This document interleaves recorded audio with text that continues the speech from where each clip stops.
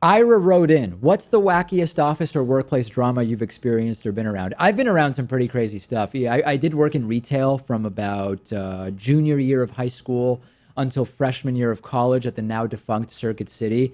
I've been around every possible type of workplace drama. There were what we would call bathroom bandits who seemed obsessed with doing very, very weird things in the bathroom. I'll sort of leave it at that.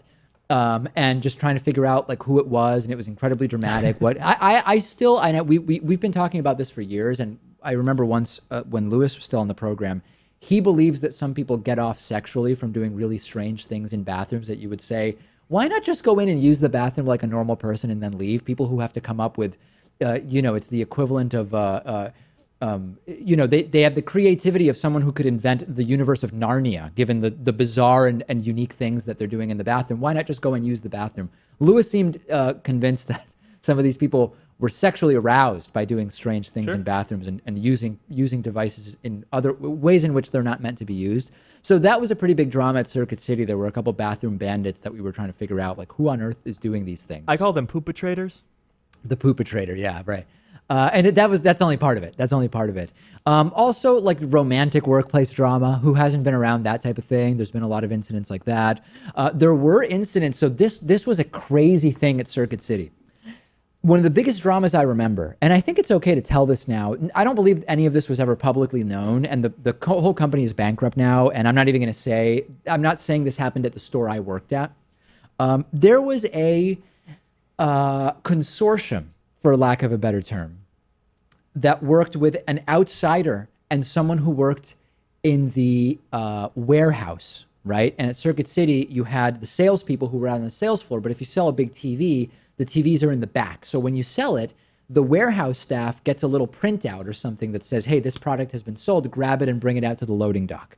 Products started to go missing, expensive products, and management could not figure out for the life of them what was going on because they didn't see on camera any products just being stolen when nothing had been purchased. They didn't see any staffers taking products, and they figured out that what was going on is a customer would come in and they were working with someone in the warehouse. They knew when their warehouse friend was working. They would come in and they would buy, I don't know, a 20-inch flat panel monitor, right? Something that at the time was new. It wasn't super cheap, but it was, a couple $100, whatever. The warehouse would get a printout saying, this monitor has been sold. Go ahead and grab it and bring it out to the customer at the loading dock. They would go and they might grab 4 monitors, or they might grab a monitor and an expensive computer. And then they would be seen going out and putting the product into the customer's car. And this tricked the loss prevention people who started investigating it because there were never any warehouse people taking any items themselves. They would wait until a product had been sold and they had to go and grab it from the warehouse. And they would bring that product out to the car of this so-called customer, even though the customer was, again, working in cahoots with the warehouse person, but they would bring out extra stuff. Yeah. And at the time, the loss prevention technology was not as good as it is now, where it would be as easy to tell that extra product was being brought out. So it took many months for this to be figured out. Eventually it was, people were arrested, and it was pretty ugly. Until the Circuit City ended up going bankrupt. So yeah. I think that kind of gives you some insight into well, they made a number of mistakes. They made a number of mistakes, and they ultimately did go bankrupt. But those are some of the biggest dramas that I remember. When I started working at the David Pakman show, it was really tough finding parking around here because, we're in Boston.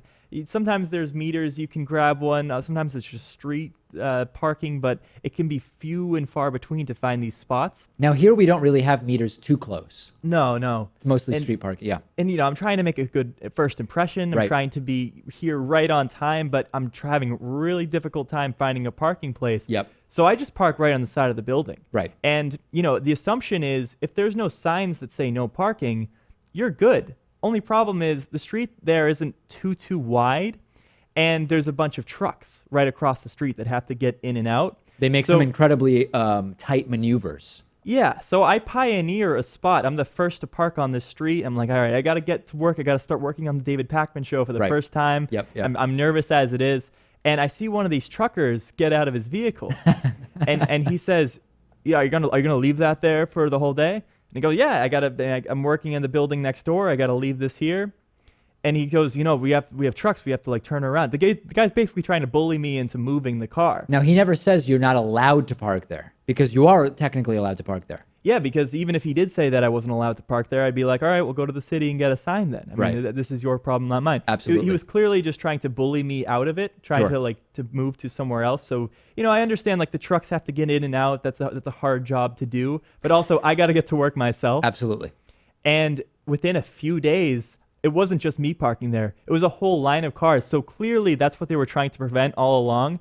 But I'm just the person that was able to break the system. And I feel like I pioneered a whole new spot. I feel like I left my mark on the David Pakman show before ever even showing up to the building. Can't you now not park there, though, because everybody parks there now? Yes. And I was destroyed by my own creation. Now I have to park somewhere else. I have to pioneer a new spot. Well, I'm suspicious about what's going on with the parking around the building, because there used to be another street nearby where you would always see people parked.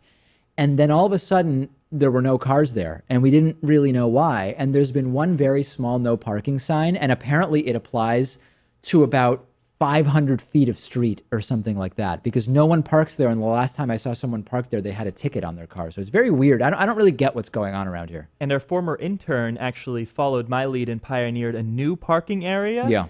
And so I started parking there too. I was pretty proud of him for doing that, actually. Oh yeah, it was arguably, in addition to his long form video production, his biggest contribution to the program during because it was huge. It was life altering, in fact. And one time after the show, I go back to my car and I see a typed message on a piece of paper that says, "Please do not park here. Trucks can't turn." Now I'm going to ignore it until they get a sign from the city, but I am kind of worried about my car being vandalized. That's new, right? I didn't know about that. That's a new revelation. I have a real problem with this. Parking is so limited as it is, and because there's places that trucks don't want you to park, you're now not allowed to park. I completely reject that. And this is a huge office building where people have to get to work. Absolutely despicable.